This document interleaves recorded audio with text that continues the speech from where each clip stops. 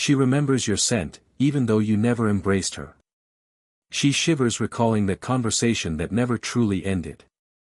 And in the middle of her shower, the thought hits, why did you leave her with that haunting sense that something existed? But nothing happened. Most men think sexual tension starts with a touch, a kiss, two bodies closing in. But that's just the finale. The real tension begins the moment you walk into the room. And something shifts in her. Not because you said something profound or entered like a movie star, but because of presence. A presence that envelopes without contact. A silence that holds power without threat. A gaze that strips without unveiling. This is the subtle art of the man who doesn't chase, he simply exists. While most men are running toward the physical, the kiss, the touch, the bed, the seducer knows the body surrenders only after the mind has already been claimed. You don't need to be handsome. Or the funniest, or the wealthiest. The man who controls his energy, who is fully at ease with himself, doesn't need anyone's permission to be seen. He radiates a quiet, unsettling calm. The kind that silences a room when he speaks. The kind that draws attention from women, even if he's focused on only one. He doesn't push. He doesn't perform. He holds space with an unshakable confidence that seeks no validation. It's as though his eyes are saying, I know who I am. Maybe you want to find out, too. Enns once said that real power isn't about being loud. It's about being felt even in silence. And in the realm of sexual tension, that kind of presence strikes at a primal level. The modern woman, surrounded by noise, offers, and men desperate to prove their worth, finds in a confident silence something dangerously hypnotic. The man who masters presence controls the tempo. He speaks with intention. He moves with purpose. His eyes scan the room as if caressing the air. He doesn't change the environment. He alters the frequency within it. And she feels it, her body senses it without needing to be touched. This is ancient. Instinctual. Cleopatra didn't seduce emperors with speeches. She understood that first impressions were carried in the weight of her presence. In the silence that pulsed with hidden meaning. In the half-second delay of her eye contact.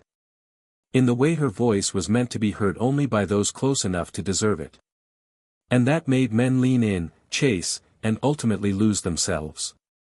This art cannot be faked.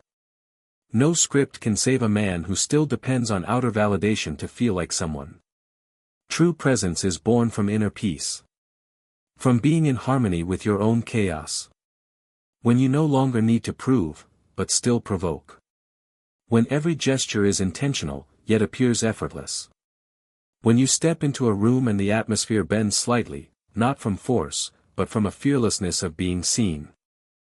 And that's the paradox weak men cannot grasp. The real seducer doesn't control others. He controls himself. While others fill space with noise, he fills it with gravity.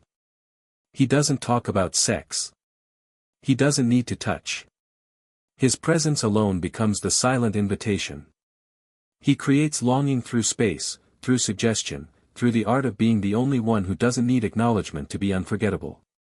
But the true magic of this energy is that only the truly awake can sense it. And that's where the game begins, not when you pursue her, but when she begins unraveling what you've never said. That's where desire is born.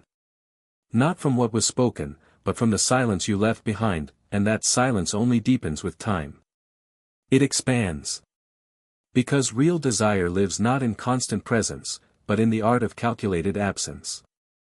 In the moment between glance and word, in the pause that begs to be filled. The human brain thrives on anticipation. It isn't excited by completion, but by what's missing. And that's exactly where ordinary men lose. They offer too much.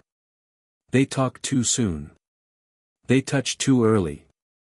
They drown the moment in excess. But what truly captivates is the elegance of an unfilled space. Think of the most tense film you've watched. You'll notice something. The best scenes are the ones where nothing happens, yet everything feels ready to explode. That's the formula. Tension is born not in certainty, but in suspense. In the maybe. The kiss is merely closure. The thrill lies in the build-up. And this isn't theory, it's neuroscience. Dopamine, the pleasure molecule, isn't released upon reward, but in anticipation of it. That's the essence of the reward anticipation theory. So it's not the kiss that hooks you, it's what comes before. It's not the act, it's the tease. And the man who understands this owns the moment without laying a finger on her. Picture this, you're talking to her. She throws out a challenge, a provocative remark. The untrained man responds. He reacts. He explains. He argues. But the master, he pauses. He gives a knowing smile. He locks eyes and softly asks, "Are you sure about that?" and shifts the subject. What just happened? He planted a thought. A disturbance. A loop that her brain can't close. That's the secret. Tension isn't built through conclusions. It's built in the spaces in between. In unfinished compliments. In the phrase that starts with, "You know what I noticed about you," and trails into nothing. This is seduction in its rawest form. You don't surrender, you entice. Dark romance authors have mastered this. Their male leads never fully open up. They speak little, observe much, and compel both the heroine and the reader to obsess over what lies beneath the silence. The man who lives this becomes a walking riddle. And feminine desire blooms not from certainty but confusion. From the tug-of-war between wanting and not understanding. If she knows you're into her, the mystery dies. If you explain, justify, or indulge, the tension evaporates. What hooks her is the distance between what she sees and what she imagines. And imagination will always outpace reality. So your job isn't to reveal. It's to suggest. Most men approach women like a sales pitch, "Look how valuable I am. Choose me.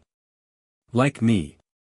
And in that desperate attempt to be chosen, they lose the only thing that creates fascination, mystery. A woman craves what makes her question, what makes her reach. What's not entirely available, but never fully absent. That space in between, that's where the emotional voltage lives. It's the "why did he change the subject" look. The "why didn't he message me" moment. The "why didn't he touch me even though it felt right" dilemma. Every question is a thread of magnetic energy. A bond formed in absence. A resonance that lingers even when you're gone. This isn't manipulation. It's rhythm. It's finesse. It's knowing that seduction isn't a straight line. It's a dance of shadows. And here's a hard truth, the more you try to prove you're the right man, the more you're not. Because the man of true worth doesn't campaign. He doesn't push. He doesn't hurry to explain. He breathes fully, speaks when it matters, and knows when silence says more. It's inside this intentional silence, this chosen restraint, that desire takes shape. Tension doesn't shout. It hums. And when it hums just right, it echoes. She'll leave wondering. She'll go to bed with your silence in her chest. She'll wake up haunted by what might have been. Because while others reveal everything, you remain unsolved. And the puzzle that remains unsolved is the one that keeps her mind spinning. Often, it all begins with one glance. But not just any glance. The kind that lingers a heartbeat too long. That doesn't blink. That says, "I see you," without a sound. And that look, it triggers her before she's even aware. It's not polite. Not casual. Not performative. It's intentional. It explores. It dares. It disarms. See, most men look at a woman for permission. Their eyes plead, "Do you like me?" But the man who generates tension, he already knows the answer. And still, he leaves it open. He doesn't fidget. He doesn't avert his gaze. He doesn't smile to please. His eyes are anchored, and his whole body communicates just one thing: I could, but not yet. Then there's the voice, the second string of the invisible current. A voice that commands and welcomes in the same breath. Calm. Measured. Deep. Unhurried. As if every word is used to being heard.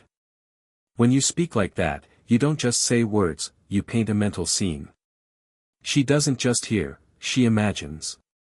She places herself inside the cadence. And that suggestion is far more powerful than description. Listening, too, is a seductive tool, but only when it's active.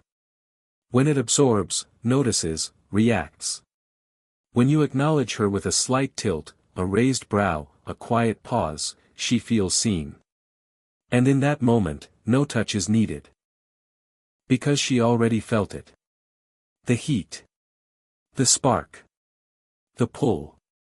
Because when your gaze penetrates and your voice wraps around her, the body responds before the mind catches up. And that, my brother, is the beginning of the end, the collapse of resistance, the rise of obsession. That's when you realize, the real game was never physical. The body is just a mirror of the mind. And her mind, is now wrapped around you. The touch can be forgotten. Words may fade.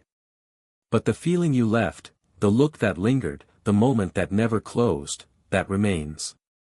And the more you disappear, the more your presence grows. The less you try, the more she wants to decode you. Do you want to be that man? The one who stirs without touching. Who excites with restraint. Who transmits through silence. Then understand this, tension isn't built with force. It's built with magnetism. It's not about saying more. It's about what she feels in your quiet. Now, tell me. When was the moment a woman desired you the most, without you even touching her? And remember, while weak men beg with words, the masters seduce with presence. If this awakens something inside you, like, comment, and share, because the rules have changed.